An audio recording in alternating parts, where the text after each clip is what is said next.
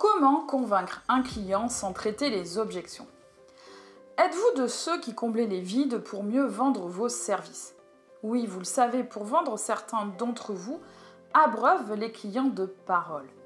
Ces conseillers pensent qu'en ayant un débit de parole constant, ils arriveront à leur fin.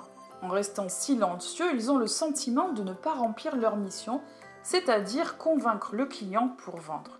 Le silence les stresse. Que diriez-vous si je vous disais que le silence peut vous faire atteindre cet objectif de vente? Bonjour, je suis Stéphanie du blog Performance Immobilier. Aujourd'hui, je vais vous apprendre un jeu. Le premier qui parle a perdu. Je vais vous dévoiler une méthode redoutable que j'ai utilisée parce que c'est une technique de vente en mode l'air de rien, comme je les aime, la technique du silence. Cette méthode est une vraie technique de vente. Elle est d'une efficacité effrayante et va vous faire gagner face aux clients. En réalité, elle est pratiquée par les commerciaux confirmés. Et je voulais vous montrer que n'importe qui peut l'utiliser. Oui, même vous qui culpabilisez parce que vous n'avez pas de répartie face aux clients. Vous allez apprendre dans cette vidéo que c'est un atout, voire une force. Apprendre cette technique vous sera d'ailleurs bien plus profitable que de parler pour ne rien dire de percutant ou de commettre une erreur fatale dans votre discours de vente. Dans toute négociation, le premier qui reprend la parole a 80% de chances de perdre la partie, c'est une réalité.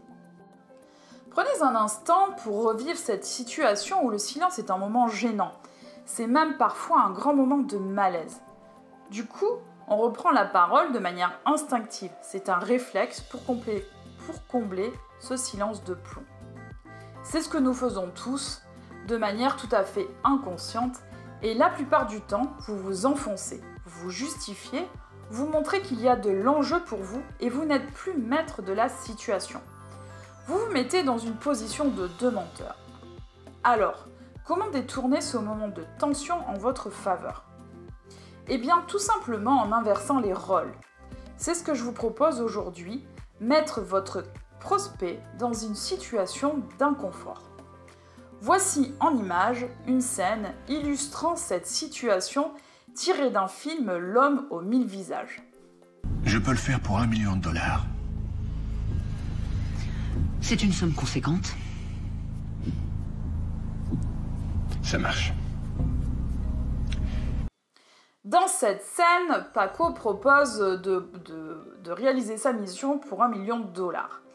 Les clients estiment que c'est une somme conséquente.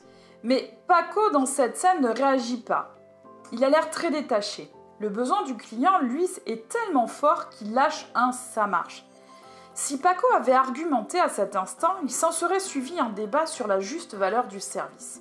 Le client, lui, s'en aurait oublié sa propre douleur, son besoin réel, pour se concentrer uniquement sur un marchandage sans fin. Nous sommes en réalité sur une objection de prix. Et en ne contrant pas cette objection, Paco laisse le client face à sa propre réalité, son besoin. Il n'interfère pas et ne vient pas ajouter d'éléments de confrontation dans cet échange. En même temps, c'est vrai, c'est très cher, mais ça vaut son prix pour celui qui en a besoin.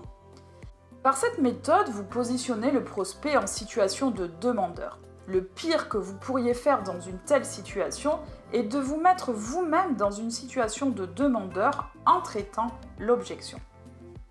Alors pourquoi ça marche? En plus du côté malaisant de la situation provoquée par votre silence, vous montrez qu'il n'y a aucun enjeu pour vous. De cette façon, vous rebasculez la pression sur votre interlocuteur. Il se retrouve face à lui-même, à son propre désir, à son propre besoin. Vous n'interférez pas.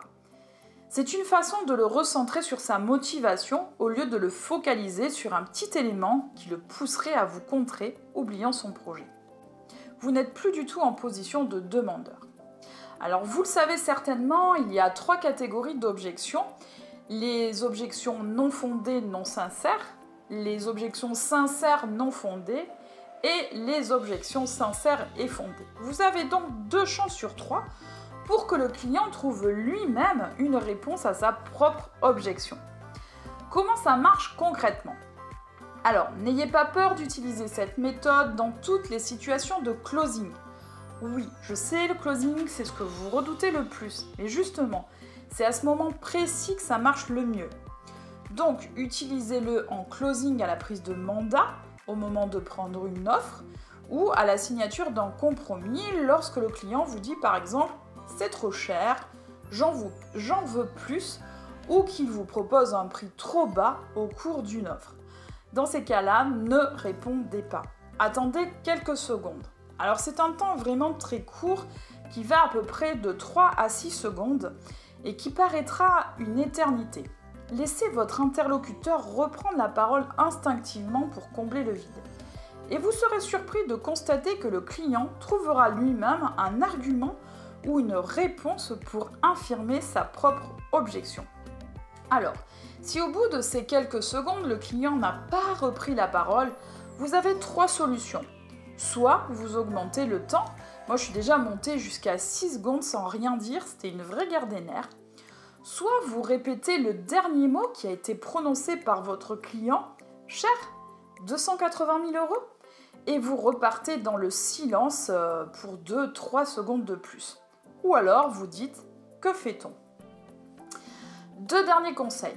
Gardez toujours en tête que répondre trop tôt à une objection peut vous faire perdre une vente ou un mandat. Et ne rentrez jamais dans la justification. Pour que cela fonctionne, il faut que vous sembliez très détaché, même si au fond de vous, vous êtes un peu stressé, c'est très important. Moins le client percevra d'enjeux pour vous, plus lui en aura lui-même, et mieux ça va fonctionner. Voilà, vous venez d'apprendre dans cette vidéo comment le silence ou le fait de ne pas traiter une objection peut jouer en votre faveur tellement le silence est insupportable.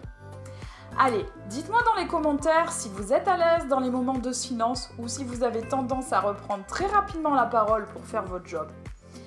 Ou si vous allez essayer cette méthode incroyable et qui fonctionne.